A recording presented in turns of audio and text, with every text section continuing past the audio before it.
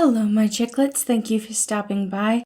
Today we will be reading day 24 in our Soulmate September series, where the first time you meet your soulmate and touch, you will see a flash forward of your future together. This story is called I'll Care.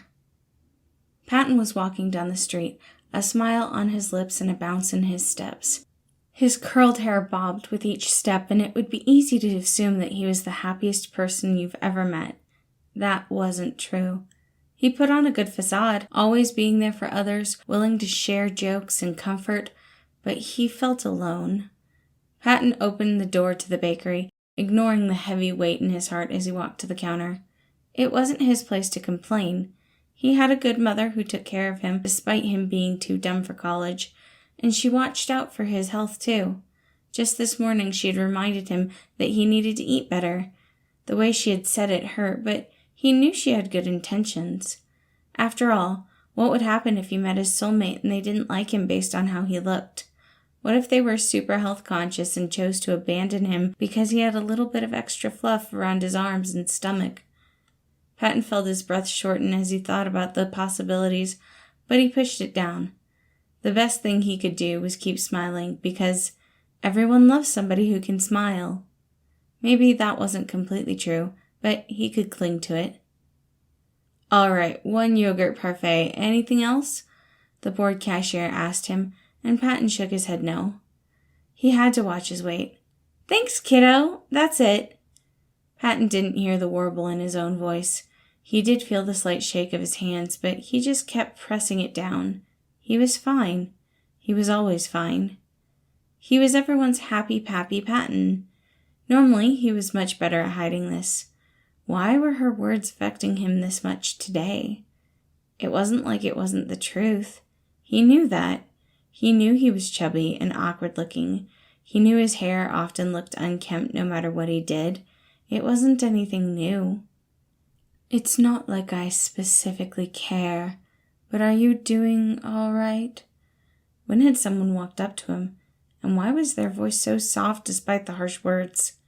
"Yeah, of course I am," Patton said, but his voice cracked, and in his head he begged that the other person wouldn't notice.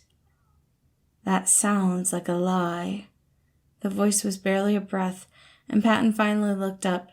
The man's face had harsh angles and a beautiful network of patchy skin on the side of his face. He was handsome, and Patton caught himself staring. That must have offended him because the man took a step back. "You must be fine if you have the energy to stare." "Oh, sorry, you're just so handsome." The man narrowed his eyes, almost as if he was searching for a lie in Patton's face. "Honest." And now it was hard because he felt like he had to defend himself while everything else was weighing him down. "All right. Just breathe." The stranger pulled up a chair, hand reaching out, and Patton didn't hesitate to take it. He clung to the gloved hand like it was his own lifeline. "Sorry. Didn't mean to hook you into my drama. I guess I'm just a little fragile today." The man blinked. Was that meant to be a fish pun? "I know. Not my best." Patton began to wipe the budding tears from his eyes and smiled weakly. "It didn't quite land, but I can appreciate the effort." He gave Patton's hand a gentle squeeze, and Patton swooned. He wanted to ask this man to take off his glove, just to check if they could possibly be soulmates, if Patton might be able to have someone like this who just seemed so supportive. "I'm Patton, by the way." "A pleasure, Patton," the other man said after a bit of hesitation, pulling his hand away from Patton's.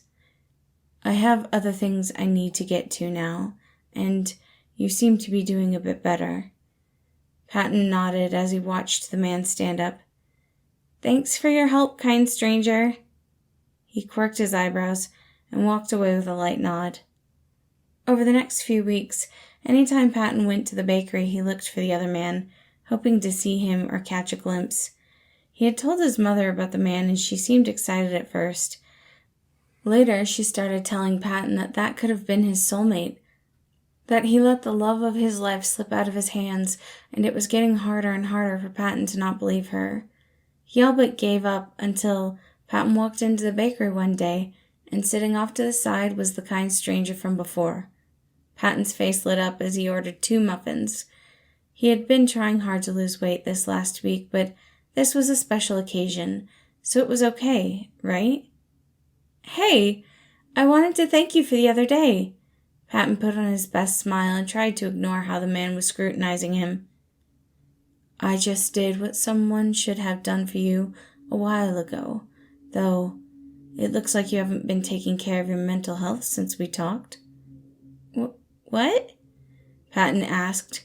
He waved it off like it didn't matter. "Is there something you want from me?"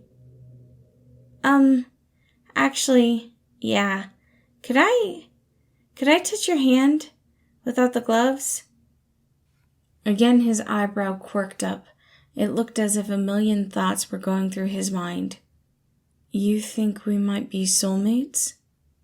"It's possible, right?" Patton felt his nerves getting to him because what if he was being naive, thinking the first person to show him affection was his soulmate? "It's possible, but I doubt it." He began to slowly pull his glove off, and Patton felt his stomach twisting and turning. He wanted to know. Hesitantly, he held his hand out, and the other man gently touched his palm with the tips of his fingers. The reaction was instantaneous. Patton heard his own laughter in his ears, saw himself smiling with this man as he giggled on a bed he didn't yet own. "Janice, stop! I need to work." "It's a mental health day." "I can't claim a mental health day every time you want to snuggle longer." "Fine, but we're doing something fun after work." "I wouldn't expect anything else." Patton felt the touch of someone who cared, watching as this man, Janice, knelt down in front of him. "Patton, it's okay to make mistakes. You didn't do anything wrong." She hated it, Janice. She hated everything about it. "I'm not a good enough son." "I don't think her opinion matters. That's why we moved away from her." That soft, gentle caress of Patton's cheek made his heart melt. "And you are good enough for me." Patton continued to see scenes of a future with Janice. There were arguments and disagreements, but those were resolved. There were hard times emotionally for both of them, but they stood by each other. When the visions faded, Patton found himself almost crying for the second time in front of this man, but this time for a much different reason. He smiled weakly, grabbing Janice's hand and giving it a gentle squeeze. Janice hesitated, but clung on to Patton's hand as well. There was a trepidation in his eyes, but he wasn't pushing Patton away. "It's nice to meet you, Janice. Please take care of me." Patton was smiling, and for the first time in a long time it felt real. There was a future where somebody cared. Thank you all for listening. Again, this is day 24 in our Soulmate September series, I'll Care. I hope you all enjoyed it, and I hope you have a wonderful day.